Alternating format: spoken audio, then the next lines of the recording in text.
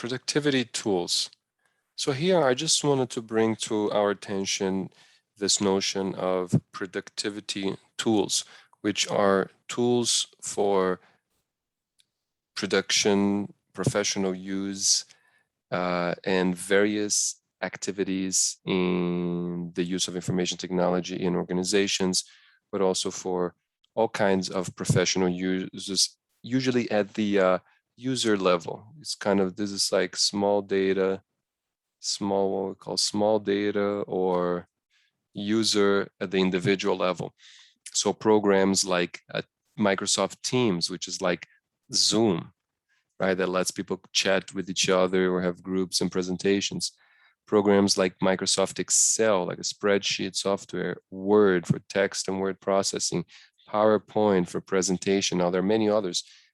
The mail program, Outlook, or some other kind of program of email. All of these are Microsoft products listed here. It's just kind of a nice image that puts them all together. There's lots of them. That's the point. A calendar app and the newsfeed app. These are all applications. These are all programs, and they have like specific little algorithms. Maybe useful, maybe not so useful, and so on. A project to manage projects. So there are all sorts of different programs. And here we were really just going to focus on some of the basic ones, which is the spreadsheet and the word processing software for this class. I know many of you are very familiar with these programs, so you have an easy time here, but check it out, the videos on these, the more specific ones that follow, because there's some specific features there that are good to know. So Microsoft is not the only company that provides productivity tools for the end user. Also, there's a big one called LibreOffice, which is open source. So it's actually available for free online for people to use it. And there's the word processing, they call text document, there's a spreadsheet, there's presentation, there's a drawing like image editing, and there's database as well, like the one we worked, Microsoft MySQL. But this one is from LibreOffice. And so if you use LibreOffice, you can use their own spreadsheet or text document for the exercise of this class. And that should be enough too. I will use the Microsoft product, but many of the features are available in both, and often they're similar to use. So let's talk about spreadsheet software, because we will be focused mostly on this one. A spreadsheet is a computer application for organization, analysis, and storage of data in tabular form. So these kinds of cells, but columns, any kind of tabular or mildly structured data in tabular or two-dimensional way of rows and columns. Spreadsheets were developed as computerized analogs of paper accounting worksheets, but now they work much more than accounting. There are specialized programs you may have heard of, QuickBooks or FreshBooks, and there's other ones, and there's Tableau, which is more for data analysis. These ones here are actually for accounting of companies or personal finances. But there are also some more general spreadsheet software like Google Sheets or Microsoft Excel or LibreOffice Calc. And usually they're going to look something like this, and I will go over actually how to manipulate some of these if you don't know how to do it. If you know how to do it, you can skip those details, but here is actually some of the data and some of the research I've been working on, and you can see how we can use the spreadsheet software for just text and categorical data, nominal data. This is not even numeric data, but we can organize into the classes, right? Into the attributes, the columns here. There's a column here, what not to include, what to include, the definition. Notice how I like merged some cells. So I created one big box here because all of these categories are within this main one here, and so on. You can change the colors. You can freeze this main heading information here. So when you scroll, it looks different. So all sorts of things are available here with all sorts of examples, and we'll go over some of these. You can use the Google Sheet as well. So some people like to use Google Sheet, and I think you can use Google Sheet for the assignments of this class. They have some of the same features and operations. And you can go there by going to drive.google.com and using your Gmail account or Google account and you just go to Google Sheets and create a new blanket spreadsheet, and you see the functions will come up there.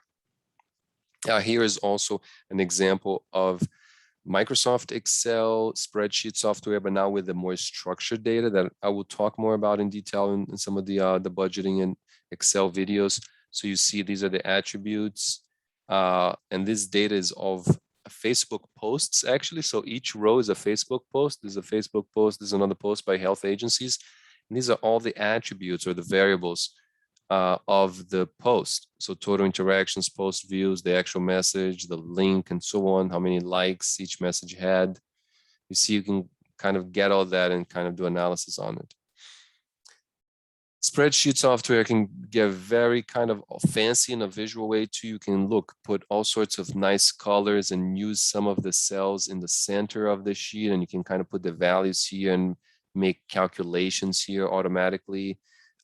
Create tabs within the sheet and change the colors according to the categories of information. So it's very versatile. There's lots of functions going on in here regarding what you can insert. You can insert graphs. It's a pretty strong data analysis tool for if you don't have a lot of data, if you have relatively small kinds of data. And so on. You can create simple budgets like the one we're going to create, like the one we have here, and also more complex budgets like the one that maybe looks something like this. So that's the spreadsheet software. Word processing software, as you may know, it's something like Microsoft Word. Here's an example of LibreOffice Writer. So word processing, a word processor is a device or computer program that provides for input, editing, formatting, and output of text, often with some additional features. So the basic examples are Microsoft Word or LibreOffice, actually Writer, right? Not LibreOffice Text, LibreOffice Writer. And but notice that there's also more specialized ones. So for example, software programs for editing magazines or yearbook, because the format of the one we all know, Microsoft Word, is good for inputting, editing text, but and also allows some images and things like that. Look how you can put an image in the text, and you can make some fonts bigger and bold, and maybe change the colors of other fonts, and you can do other things that I also show as well. But it's mostly for this kind of traditional reports with a lot of text. It's not good for example, creating a magazine pages where there's a lot of images and a lot of different places mixed with text and so on.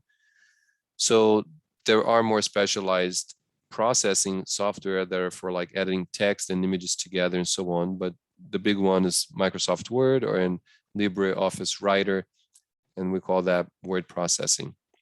There's also, as we mentioned, the Notepad and the Simple TextPad software. This is also, you can call it word processing, but we usually kind of distinguish and they call this TextPad or text software.